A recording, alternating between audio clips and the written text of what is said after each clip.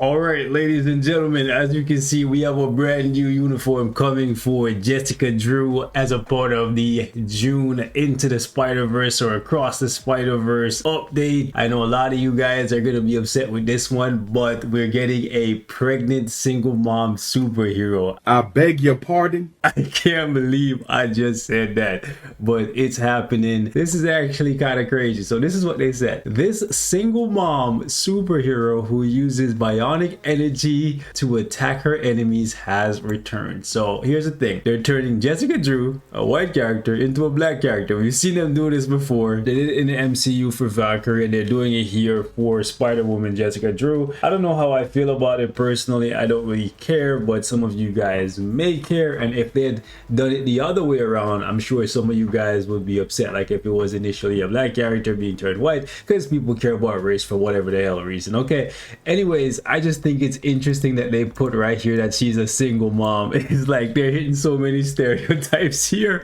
A black single mom. Hey, at least she's a superhero, right? Superhero, static. I don't know, I'm getting like Static Shock vibe from her. I don't know if she had like cornrows instead of like Afro, but yeah guys, this is happening. It's real life. It's a first. I've never seen any game release a uniform or just a character in general that is pregnant. That's kind of wild. Obviously this sneak peek is not as hype as the first one, giving us tier 4 Miles Morales and tier 3 Miguel O'Hara. Jessica Drew already has her awaken skill, so at least we don't have to worry about her being trapped at tier 2 and being absolutely useless. However, it will be nice to see what they actually decide to change, because I don't think the reception for this uniform is going to be a very welcoming one. I personally prefer this look for Spider-Woman over the Afro look that they're giving us, but if the upgrade is good and the character is relevant, then it doesn't really matter how it looks. It's just how it functions, right? Because we have so many characters in this game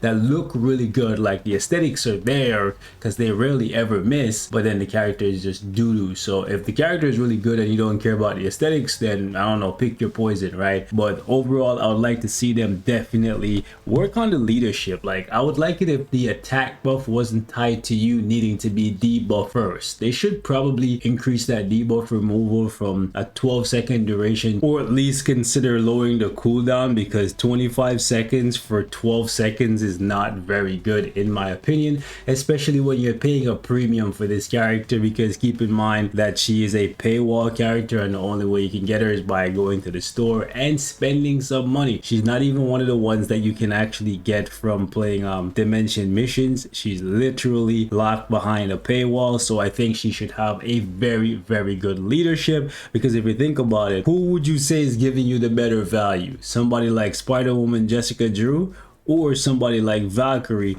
with this absolutely insane passive? So they definitely have to do something here to make her stand out this time around, because I don't think this leadership is actually worth spending $15, especially when she has direct competition with Spider-Man 2099. They're really gonna have to reach into their creative bag here and do something to make these two paywall characters sell, because we already have Chasm / Scarlet Spider, and he is 100% free, and he's offering way more value. Even without this uniform, he's offering way more value. This is completely free, right? Than Spider-Woman Jessica Drew and Spider-Man 2099. So if you look at Chasm / Scarlet Spider and then you compare what he's offering to this for Spider-Woman Jessica Drew, then it's a no-brainer that you should just skip over her. But here's the hoping they do something interesting for her this time around. Her 4-star passive is pretty good. Her tier 2 passive is pretty good, but pretty good isn't enough when there's so many characters in the game. Now, they could give her, I guess, damage accumulation, iframe, ignore. They need to give her a heal that is not tied to her charm effect, because currently the only way she can heal is if she charms you, and charm does not work outside of World Boss Ultimate, so that's not going to be a viable way to keep the character alive. Also, none of her skills can be cancelled and chained together, so she's a CTP of Judgment / CTP of Rage character. Generally for her, you would proc on the 5. This 5 was really cool when it came out, but we've seen way better skills since then. One thing that they could possibly do for Jessica Drew to make her value actually skyrocket is turning her from a blast character to a combat character, because if you go here to the combat category and you take a look at the power level of the females, you'll notice that it is severely lacking. We have yet to get a single combat female tier 4, which means it is the perfect time to cash in on Spider-Woman Jessica Drew. If you turn her into a high-powered supercharged DPS for Alliance battle, make it so that she can cap and kick out Titania and She-Hulk. Shut up and take my money. Then maybe you could make some money off the whales who care about Alliance battle, because currently Titania can cap, Valkyrie can cap, Sif can cap, She-Hulk can cap. I'm pretty sure the most these whales are getting with these characters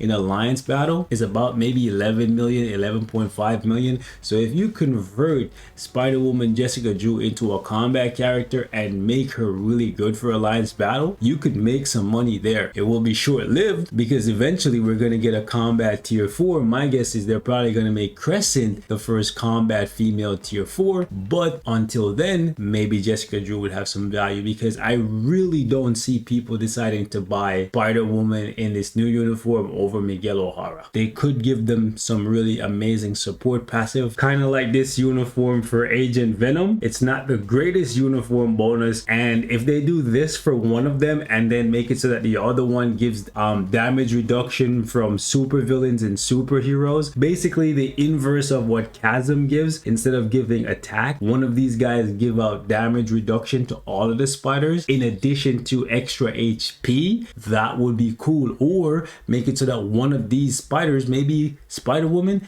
gives a heal to all spider allies. They really have to do something creative here. I'm not holding my breath, but that's what they're gonna have to do to make it so that these characters have long-term value and people want to actually spend the $15 to pick them up. Because if they're just selling a little bit of a power-up for World Boss Legend, come on man, that's an easy skip, because this man's gonna get tier 4, and even if you're not gonna tier 4 him level 80, he's gonna eclipse these two easily. If you look at the fact that they're all humans and they all have the exact same tags, okay? Agility, leadership, spider sense. Miguel has the exact same tags, and same goes for Miles. So it's stiff competition, and the free-to-play character is the one that's going to be getting the biggest power up. So they really need to consider doing something unorthodox. I guess something like this would be really good as a uniform bonus on one of these spiders, especially the immunity to guard break. But I guess we're gonna have to wait and see. Guys, leave me your thoughts in the comments. How do you feel about this new uniform for Spider-Woman Jessica Drew? Are you guys gonna be skipping this single mom outfit, or are you gonna be embracing this pregnant single mom superhero vibe? Also, am I the only one who thinks she looks like a pregnant version of Misty Knight? Like, real talk, look at Misty Knight and look at her. I swear, the goggles, take the goggles off. Yo, they literally took Misty Knight's model, give her some bigger oop earrings, put some goggles on, give her a bigger afro, and said, yo, this is Jessica Drew. I'm dead, bro. And the fact that in the news article they said bionic energy and Misty Knight has a bionic arm, like, listen.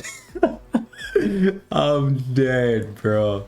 Y'all leave me your thoughts in the comments, man. I'm out.